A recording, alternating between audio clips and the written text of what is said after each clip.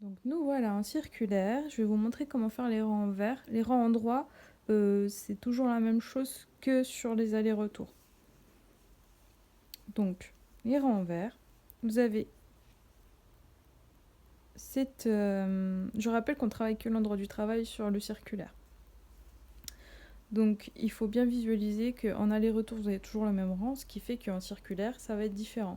C'est comme par exemple le point mousse en aller-retour, ça va être que des mailles en droit, et sur du circulaire, ça va être un rang de maille en droit, un rang de maille en vert.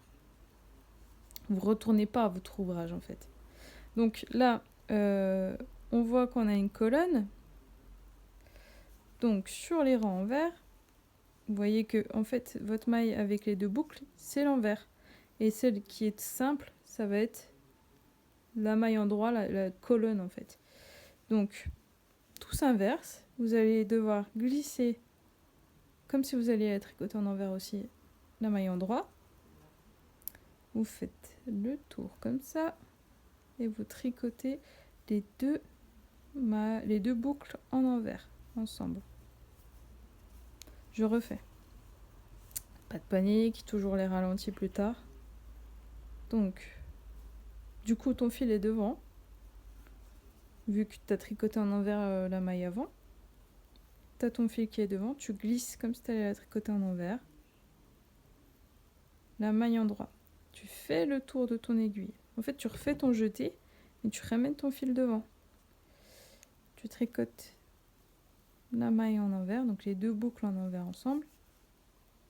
Et on recommence. Hop.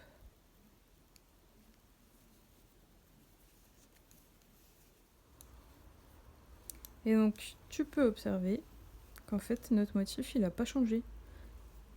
Toujours, tu as ton V qui est bien correct. Tu n'as pas un fil comme ça, par exemple, qui passe devant.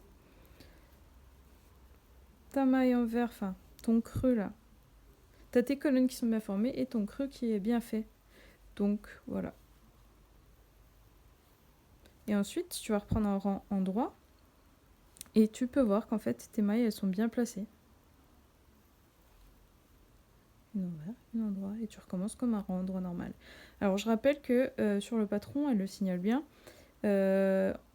Avant et après ton marqueur, la première et la dernière maille sont les mêmes. Ça veut dire que si sur le rang en vert, tu glisses la dernière maille, tu vas devoir glisser la première sur le rang en droit. Et donc pareil, si sur le rang en droit, tu finis par deux boucles à tricoter ensemble, donc une maille glissée-jetée comme celle-là, et ben ça va être pareil, tu vas tricoter en envers, le jeté et la maille envers du rang d'après, qui sera juste derrière le marqueur. Et voilà. Donc normalement, tout devrait rouler.